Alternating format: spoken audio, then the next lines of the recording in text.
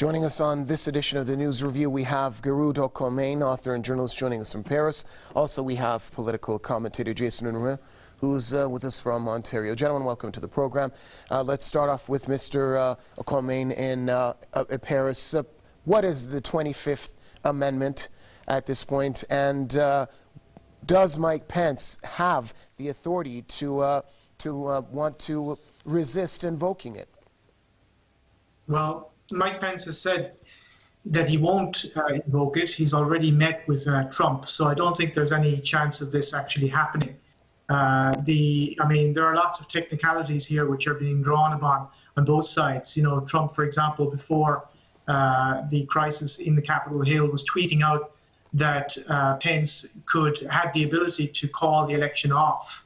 And again, there was a lot of, legalese surrounding that issue. Did he have that authority or did he not? And so, Trump has been using different legal interpretations of the Constitution. And this is kind of what's happening here. Nobody's really sure.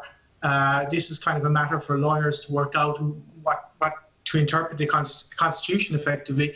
But I think that the reality is Pence is not going to do this now. Trump has got a week left. If the opposition, which is to say the politicians and the media, want Biden to become president and to be inaugurated, and that's going to be virtual, I believe, then they should probably pull off and stop making fools of themselves effectively by thinking that they can impeach him. The impeachment itself, if it were to go ahead, there just isn't enough time.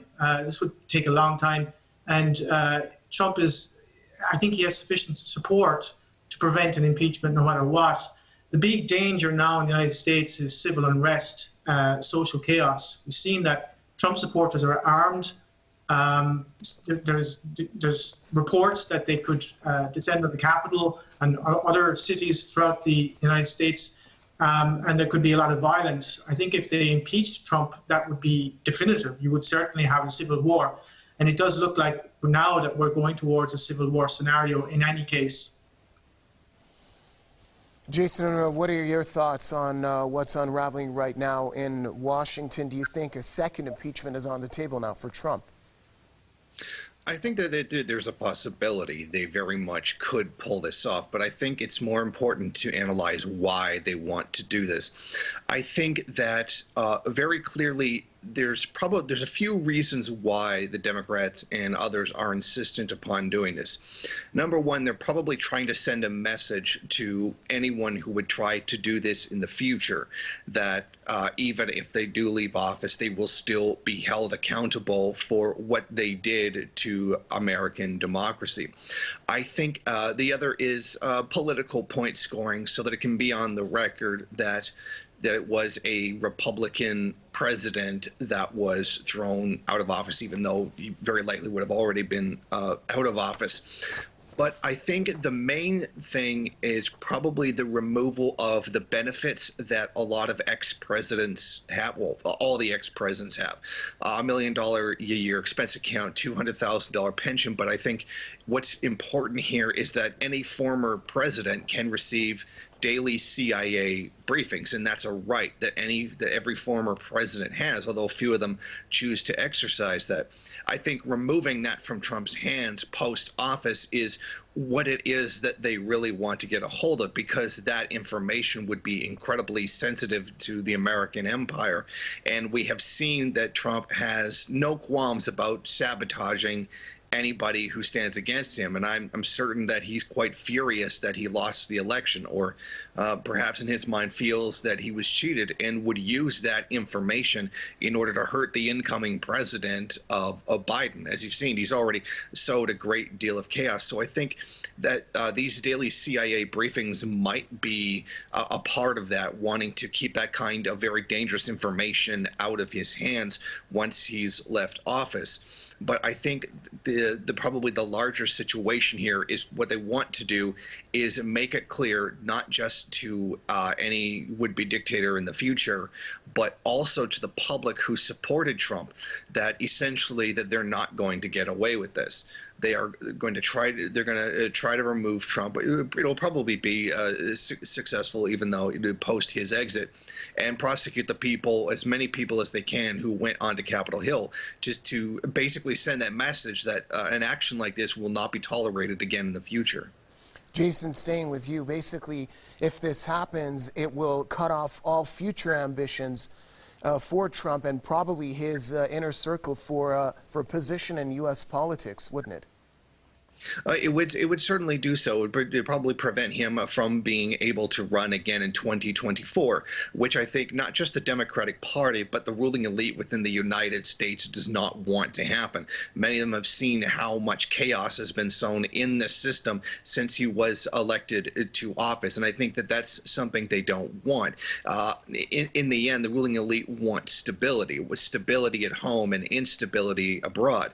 But Trump has proven to be anything but stable inside the domestic American society, which is not good for business, not necessarily good for markets, and certainly not good for the system in general. Mr. Colmaine, your final thoughts on the issue. What legacy is President Donald Trump leaving behind? What happened last week, the unrest in the Capitol, has to be the cherry on top. Yeah, I would say that the ruling elite wants instability, both at home and abroad. That is clear. The ruling elite are people like the oligarchs, George Soros, Gates, and these kind of people. They do nothing but sow discord and instability right throughout the world. So the ruling elite want chaos and they want police state in either case. If we get a Biden administration, we'll have a return to neocon humanitarian warfare, as we've had in Libya and Syria. And that will continue. There won't be a change. There'll be a change of focus, but the core of U.S. foreign policy will remain the same. It will remain an imperialist agenda and a destructive agenda. I think the United States, the election was stolen. It's clear that it was stolen. I don't think there's anybody can really deny that. Biden, if he gets in, he won't be able to rule over 70, 80 million Trump supporters who won't recognize him as president. So you'll have a situation, ultimately, I think, of civil war, where you have two sides. One, the financial elites who support Biden, the other, the working class and the middle class who support Trump, because they want jobs and they want stability, they want a future, and they want to be able to practice their faith. This is another aspect of this. The Trump phenomenon really is about restoring Christianity in the United States, and a lot of Americans want that. And so this is inevitably going to end up being a civil war scenario. I think right now you're looking at a situation where the military are already being mobilized. You have the National Guard being mobilized by the anti-Trump side, but we don't know if the National Guard are going to do what the anti-Trump side want them to do, which is to get Trump out and to restore the status quo ante. It could go the other way. The National Guard could end up supporting Trump.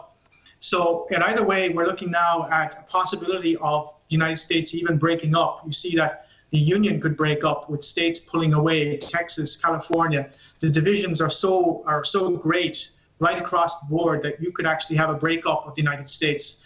This would be to the advantage of other superpowers. Russia, China, for example, would then become global hegemons. So they wouldn't complain about it, but I think it would certainly break up the United States in the long term. So right now, the whole world is watching. If the United States collapses, it will have huge repercussions, of course, for Europe and for the wider world.